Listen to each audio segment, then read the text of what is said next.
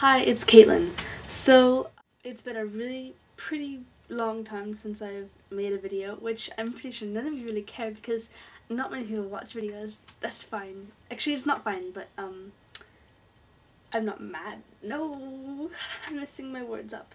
I'm just going to tell you what I have in store for you this video.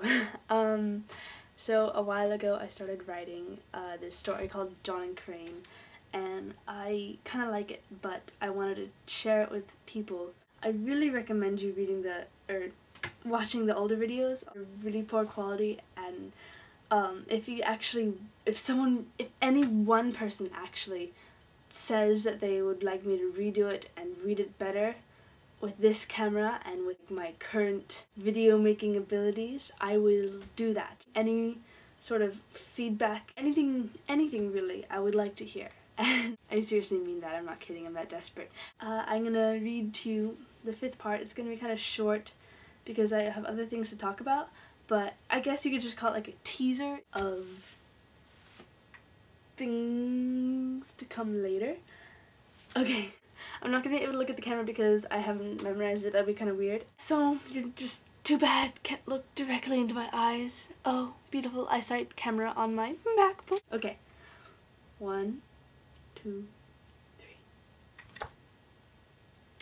Crane had a very interesting day.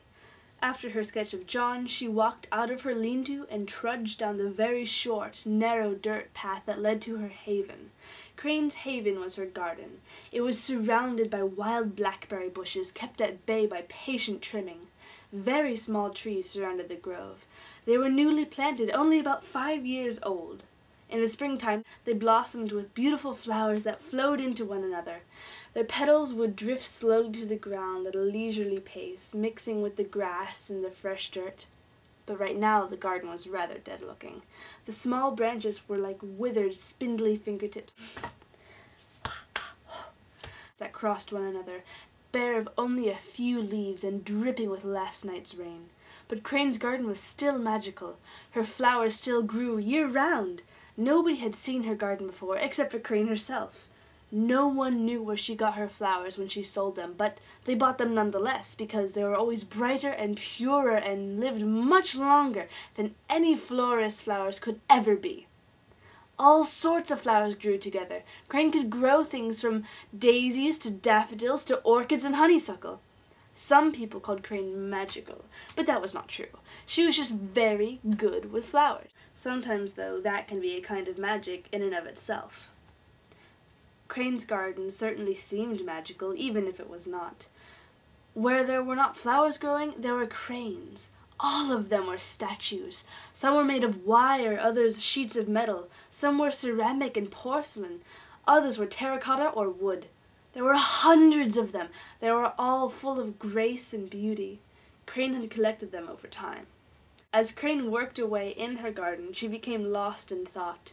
She worked and worked for hours, sometimes pausing to just watch the way the flowers swayed in the breeze that gently flowed through the trees. She could just gaze at the myriad of colors and shapes shifting slightly and contentedly growing. Crane's dreams were often filled with flowers. By noon, Crane was done with tending her beds. She brought out a pair of rusted clippers and carefully snipped away at a few of her precious flowers. She would sell them all within an hour. Crane walked down her dirt path and through the hole in the bushes that was covered by her tarp. She emerged with the flowers, holding them with caution. Crane spent a short time fixing them into semi-presentable bouquets and lightly tied them down to her trusted bicycle. Crane rode to a more populated, wealthier part of town, where she stood in a small park and held her beautiful flowers. She called out for people to buy them. Many came just to see them.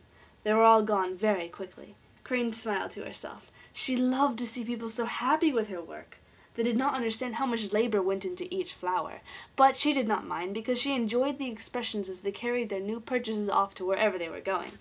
She undercharged for every flower, but Crane did not mind. She enjoyed her life too much.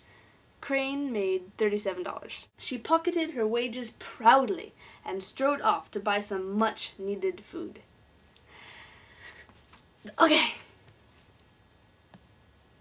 And that's it.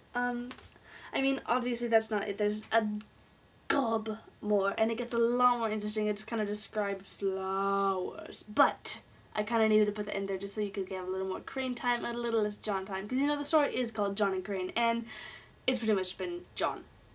But the next part is John, and I'm way more excited about it because it has to do with him painting, and you know this whole thing is pretty much about painting. Well, originally, truly, it was a friend that I met 2 summers ago at a going away party for another friend who happens to be in town this weekend, Camila, and maybe you're watching this. That would be so cool. Okay, anyway, I met her at a going away party and we started MySpacing each other, and we decided, oh hey, we both like writing stories, and through a series of events involving geometry and disliking math and trying to make cool story problems that we might present to our teachers instead of the dull ones that we never really did that anyway. I mean, we did that, but we never really go to present it to the teachers. We just decided to have fun, and then we started writing actual stories besides ones that involve math and death and smoke, and that anyway.